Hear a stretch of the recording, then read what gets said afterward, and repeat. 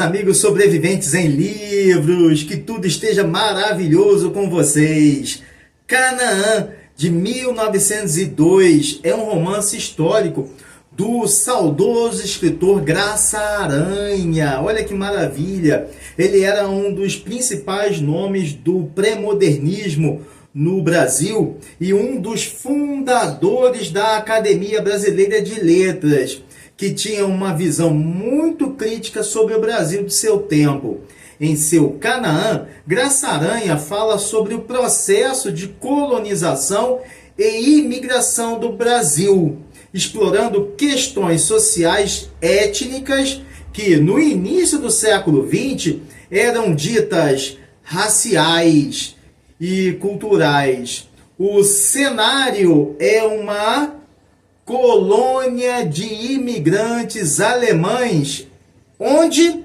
No Espírito Santo.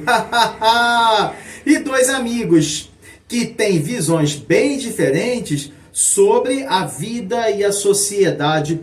Enquanto um é idealista e humanista, o outro é cético e defensor da superioridade racial.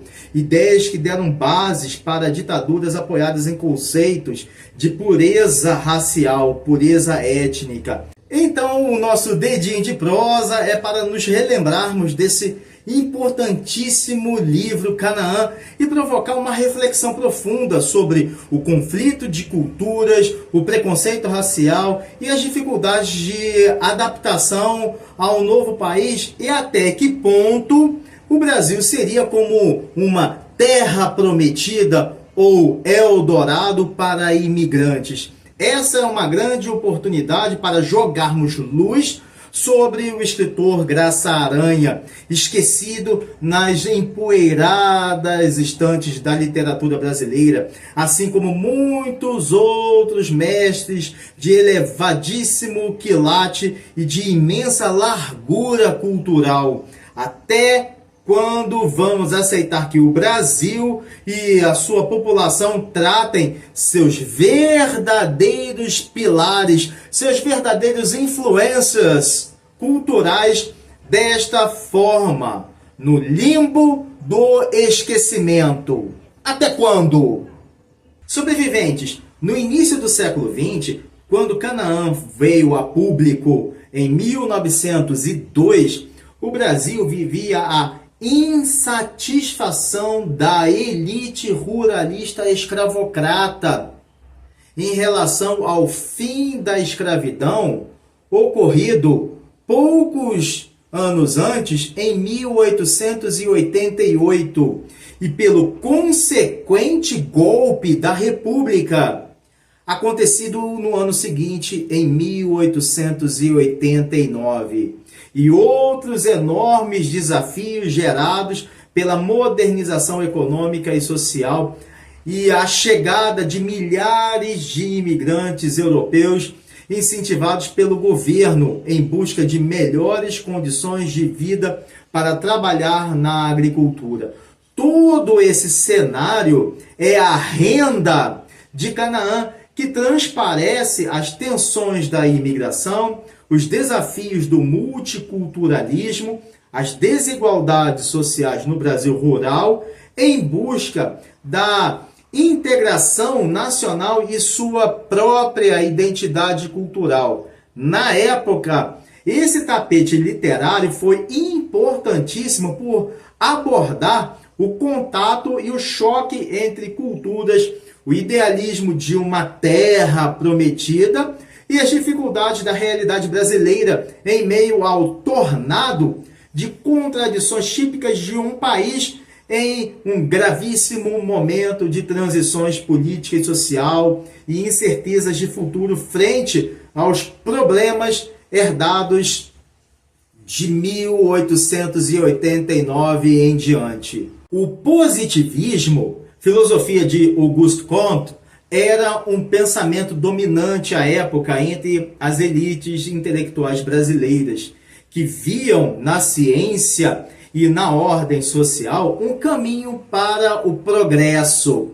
Tanto que o lema que aparece na bandeira nacional na bandeira do Brasil, estampado, é ordem e progresso, para mostrar essa influência que também aparece no pensamento de Graça Aranha. E se por um lado, por uma via, Canaã foi muito bem recebido pela crítica, que valorizou a abordagem temática inovadora e até então inédita, ao lado do estilo reflexivo do próprio escritor. Por outra, os leitores tiveram reações muito distintas. Alguns apreciaram a profundidade do romance, já outros consideraram-no denso e difícil de acompanhar, especialmente por sua análise crítica da sociedade e do processo de formação do povo nacional. Com o passar do tempo, o livro recebeu espaço merecido na estante do pré-modernismo brasileiro. Hoje, é uma pena que seja praticamente memory da população, mas ainda estudado em circuitos acadêmicos. Canaã é uma obra que antecipa muitas das questões que seriam debatidas, que seriam aprofundadas pelos modernistas na Semana de Arte Moderna de 1922. Mas vocês devem estar a se perguntar agora, mas que foi Graça Aranha? Tem até uma avenida muito famosa no Rio de Janeiro com esse nome. Ele é considerado um dos maiores escritores do Brasil. Vocês sabiam disso?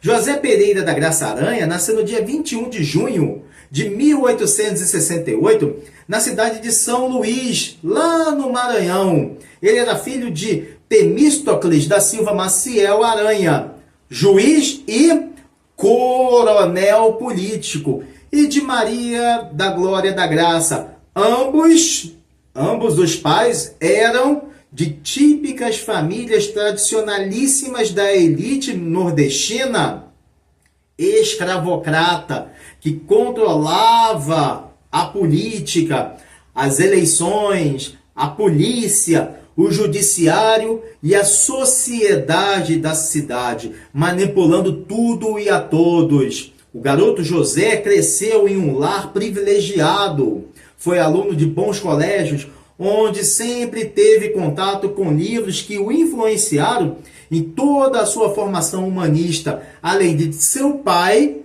tê-lo incentivado a desfrutar da veia cultural de São Luís, conhecida como a Atenas brasileira por sua rica tradição literária. Aos 15 anos, mudou-se para o Recife, em Pernambuco, para estudar na Faculdade de Direito do Recife, hoje Universidade Federal de Pernambuco, UFPE, instituição que o alimentou com ideias filosóficas, literárias e ideias sociais que forjaram toda a sua visão crítica sobre o Brasil.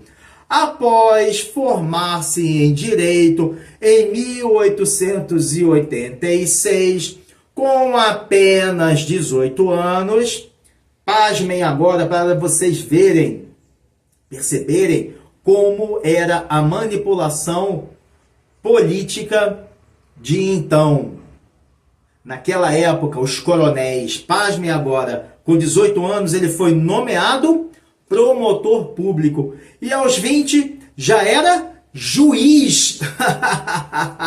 Nada como ter um pai juiz e coronel político para, digamos assim, facilitar as coisas e garantir o futuro do filho.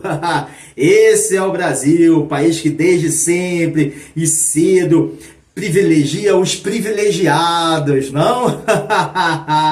Isso porque deram o golpe da República para melhorar as coisas para eles. Bem, e a farra continuou depois de pouco tempo como juiz, porque Graça Aranha ingressou ou foi ingressado na carreira diplomática aos 26 anos de idade, logo após o seu casamento em 1894, para trabalhar em países como França, Noruega e Itália. Tais experiências expandiram sua visão cultural e fortaleceram as bases de suas críticas ao conservadorismo brasileiro, fatores essenciais rumo à sua literatura.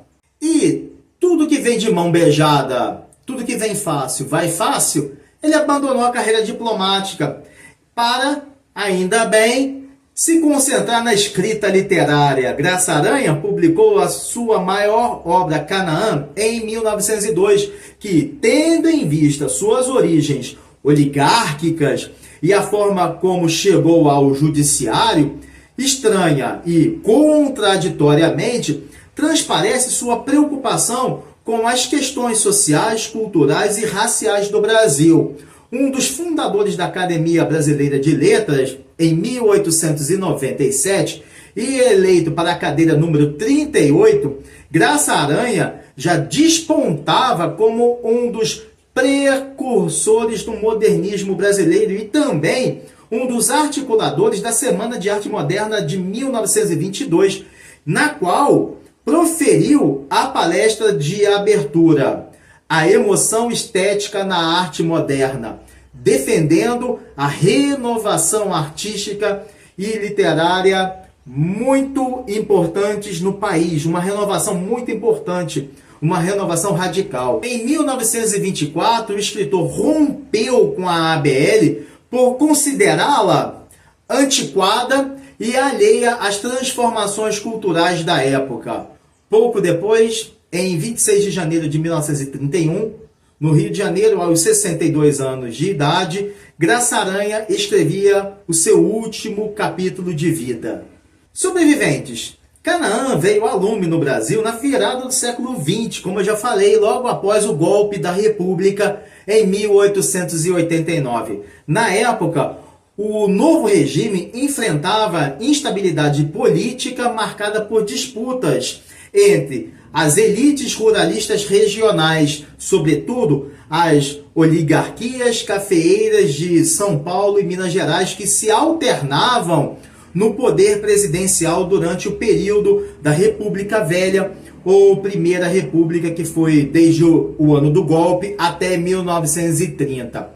O fim da escravidão, ocorrido em 1888, também foi o início do fim da monarquia, uma vez que a abolição, a liberdade dos escravizados, descontentou os membros da elite ruralista que, após séculos se beneficiando da mão de obra escrava gratuita, precisou gastar o seu rico dinheirinho com imigrantes europeus, mesmo subsidiados pela coroa. Então, para contornar a situação e acalmar os ânimos, o governo incentivou a imigração, atraindo, sobretudo, italianos, alemães, portugueses, espanhóis e japoneses para trabalharem nas lavouras de café e em pequenas colônias agrícolas em Minas Gerais, Rio de Janeiro, São Paulo, Espírito Santo, Paraná, Santa Catarina e Rio Grande do Sul.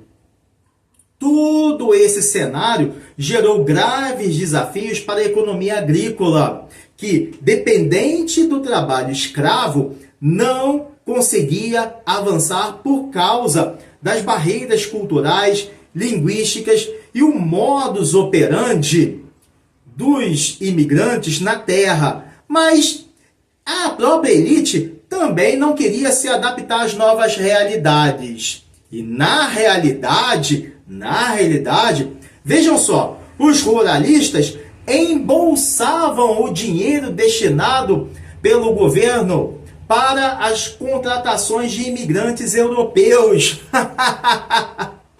A miscigenação e o racismo incomodavam a nata ruralista oligárquica. Os centros acadêmicos e membros da High Society da época liam sobre teorias eugenistas e positivistas que defendiam a superioridade racial. A superioridade racial que consideravam a miscigenação um obstáculo para o progresso. Ainda que a economia continuasse predominantemente agrária e dependente da exportação de café, borracha e açúcar, cidades como Rio e São Paulo começavam a crescer, a se urbanizar, a se industrializar, a se modernizar com novos serviços, novas tecnologias e novas formas econômicas. No palco mundial, a segunda revolução industrial roncava os motores a plenos vapores nos trilhos das inovações tecnológicas, como eletricidade, motor a combustão e novos métodos de produção em massa que alteraram para sempre as formas de trabalho e, claro, além de fomentar a concorrência imperialista entre potências europeias. E se, por um lado, a industrialização na Europa forçou o aumento das migrações para as Américas, italianos, irlandeses e alemães e judeus também para os Estados Unidos, em busca de melhores condições de vida, no Brasil, as ondas migratórias foram cruciais para a formação de colônias agrícolas e para sua urbanização. Esse é o recorte crítico que Graça Aranha faz por meio de seu Canaã sobre a visão do Brasil como uma espécie de terra prometida com contradições do processo natural de imigração e colonização, identidade, idealismo e justiça.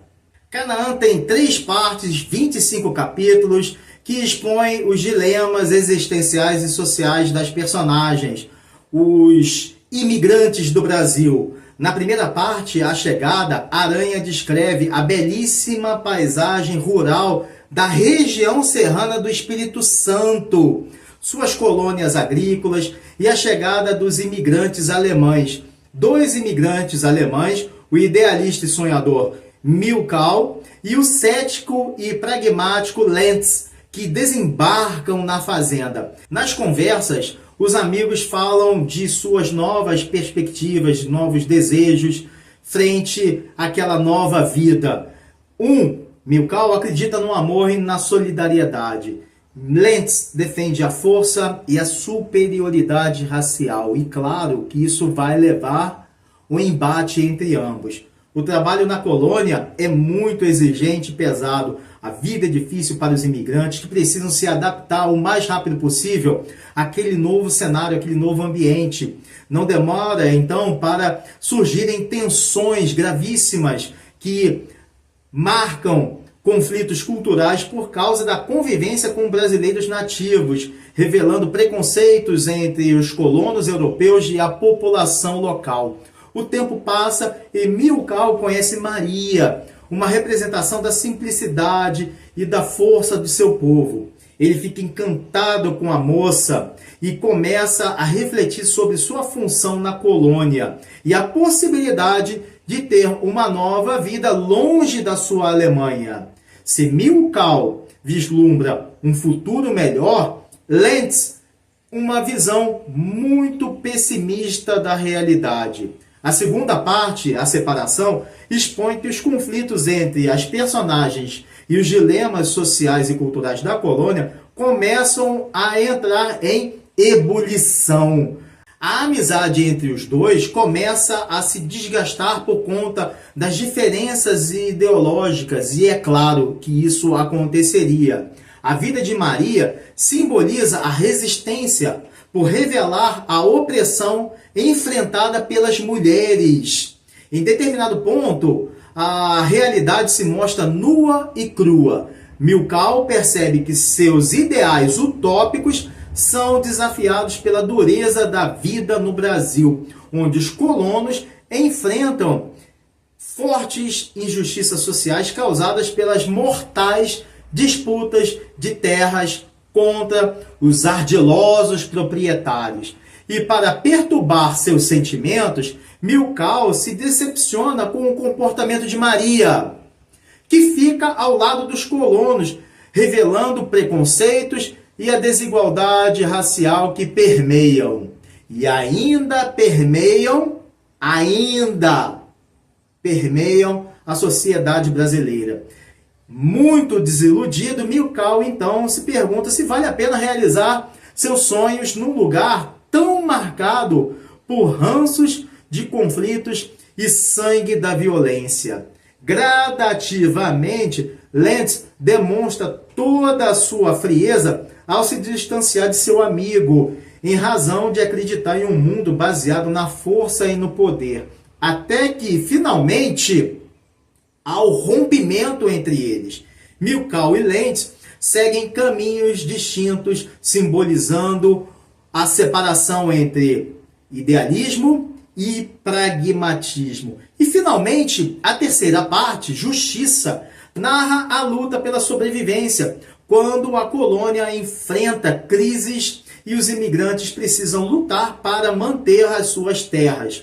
Maria sofre as consequências de sua posição muito vulnerável na sociedade, tornando-se uma vítima das circunstâncias. E apesar das dificuldades, Milkau renova todas as suas esperanças e tenta manter sua fé em um futuro muito mais justo. Já seu compatriota Lentz se torna cada vez mais um homem amargo, ensimesmado em seu auto-isolamento, por seu fracasso e por sua visão extremista de mundo. Só que as tensões entre os colonos e fazendeiros chegam ao nível mais baixo, iniciando o confronto final que revela todas as injustiças e preconceitos estruturais que persistem até os dias de hoje, em plena terceira década do século XXI. Dessa forma, Milkau, de forma muito trágica, percebe que a justiça que tanto desejava, tanto imaginava, não pode ser alcançada em um novo mundo tão desigual, de futuro incerto. Então, muito cansado, Milkau vai embora, deixando a colônia e seus sonhos desfeitos, mas ainda, conforme sua própria natureza interior, com uma ponta de esperança de que mudanças possam ocorrer no futuro. Novos dias virão. Sobreviventes, uma pergunta me persegue há anos, e eu quero trazê-la aqui para vocês para juntos debatermos mais um pouco o assunto. Desde debates em faculdades ou com outros professores de literatura, que também tem essa interrogação. O belíssimo Canaã, seria ele, esse livro, o primeiro romance modernista do Brasil, da literatura brasileira? De fato, ele é classificado como pré-modernista, mas muitos críticos acadêmicos o consideram precursor do modernismo, devido à sua abordagem reflexiva e crítica acerca da sociedade brasileira, com foco em questões muito profundas como identidade nacional e multiculturalismo. E por que seria Canaã pré-modernista, um período de transição na literatura brasileira? O pré-modernismo desejava retratar as duras realidades sociais e culturais do país, distanciando-se daquele idealismo romântico do herói indianista e do formalismo parnasiano que dominavam até então a literatura. Assim, ao lado de Sertões de Euclides da Cunha e de outros escritores também, Graça Aranha, com seu Canaã, jogavam luz nos contrastes entre o Brasil rural e urbano, moderno e tradicional. Esse debate eu sempre trazia para os meus alunos em universidades e também em escolas. E vocês, o que acham? Uma curiosidade é que Graça Aranha teve um insight para o seu enredo quando visitou as colônias de imigrantes no Espírito Santo. Ele viu as dificuldades vividas pelos imigrantes europeus e os conflitos culturais com os brasileiros locais. Por isso, o título Canaã soa ricamente simbólico ao remeter ao mito bíblico da Terra Prometida.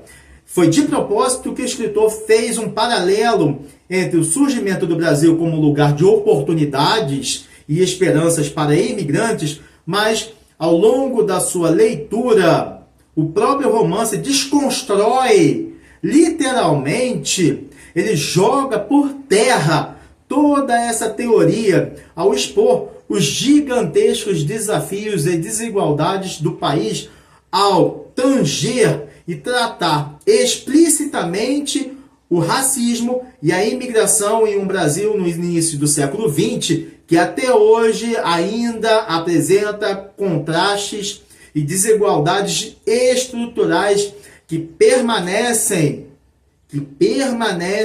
no centro de debates sociais contemporâneos. Então, nada mais natural para quem, desde criança, recebe influências literárias de escritores como Alphonse Daudet, Émile Zola e demais realistas e naturalistas franceses, além de filósofos como Friedrich Nietzsche e pensadores do Iluminismo, levantar questões como essas. E apesar de sua relevância histórica e literária, mesmo sendo um importante clássico da literatura brasileira, que suscitaria debates reflexivos sobre a formação cultural e social do Brasil, Canaã está esquecido, longe da cultura pop contemporânea, sem adaptações para filmes ou referências diretas em mídias populares. O romance não integra currículos escolares e também não consta na lista de livros indicados para Enem, para vestibulares ou outros concursos nacionais. E isso diz muito como a sociedade e a política tratam a educação, a literatura e a cultura brasileira, relegadas à última prateleira empoeirada pelo tempo. E ainda me perguntam por que o Brasil jamais venceu um prêmio Nobel da literatura ou de qualquer outra área do conhecimento humano. Está aí a resposta. Mas o que importa no Brasil é estar na Copa do Mundo de futebol. Ah, mas o Brasil é pentacampeão mundial de futebol. E o que traz isso na prática para o bolso e a cultura de todas as famílias? Infelizmente, o Brasil é um país onde o número de não leitores, pela primeira vez na história do país, ultrapassou o número de leitores em 2024. E o índice continua a subir, a subir, a subir. Se esquecida pelos leitores, pelo menos a obra ainda continua a ser analisada em universidades. Mas até quando? E também continua a ser citada em estudos sobre imigração, racismo e identidade cultural no Brasil. Sobreviventes, esse foi o nosso dedinho de prosa sobre um dos mais importantes nomes da literatura brasileira e um dos fundadores da Academia Brasileira de Letras, Graça Aranha, e seu romance histórico Canaã, que mesmo hoje esquecido nas prateleiras empoeiradas da literatura brasileira, ainda permanece um obelisco clássico por sua relevância histórica e social, sobretudo quando se trata de um assunto pouco, ou melhor, raramente debatido ou conhecido. A história da imigração europeia no Brasil e seus choques culturais energizados por preconceitos, desigualdade racial, xenofobia e violentos conflitos por terra. Canaã é uma obra que ultrapassa as divisas dos estados do eixo São Paulo, Rio de Janeiro, Minas Gerais e Bahia para aportar no Espírito Santo, precisamente na belíssima Serra Capixaba, com seus vestígios das colonizações alemãs e seu imenso legado que aparecem em cada esquina, em cada casa, em cada arquitetura e praças de cidades como Marechal Floriano, Venda Nova do Imigrante, Vargem Alta, Cachoeiro do Itapemirim, Castelo, Alfredo Chaves, Alegre e Santa Teresa, sendo a mais alemã de todas, e não precisa de passaporte para ir, Santa Isabel, que hoje é conhecida como Domingos Martins. E como tudo começou? Em linhas gerais, a imigração alemã no Espírito Santo ocorreu entre 1847, se estendendo até 1879, subsidiada pelo governo de Dom Pedro II, quando os imigrantes alemães aportavam das mais diversas regiões da Alemanha, como a Pomerânia, Lulu da Pomerânia, você se lembrou do cachorrinho, não é? São áreas hoje distribuídas entre a Alemanha e a Polônia. Renânia, Prússia, Saxônia, Hessen, Westfália, Baden, Brandenburg e Baviera, onde fica Bayern de Munique, por isso Bayern, Baviera. O curioso é que 3 décadas antes, e a gente volta lá para 1816 ou 17, não havia nenhuma estrada a ligar aquela região de divisa de Minas Gerais, Muriaé, Manhuaçu, a Vitória no Espírito Santo. De modo que Minas Gerais dependia economicamente apenas e exclusivamente do Rio de Janeiro.